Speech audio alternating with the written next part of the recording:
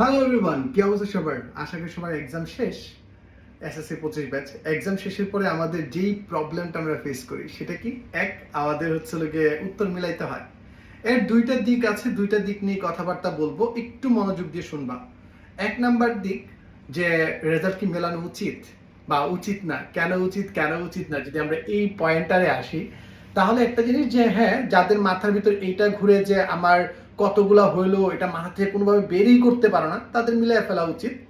আর যারা মনে করো যে না প্যারা খাওয়া যাবে, নাম্বারটা দেখলে আরো টেনশন হবে, আরো ভয় হবে, পরের পরীক্ষা খারাপ হবে, তারা না দেখাটাও উচিত।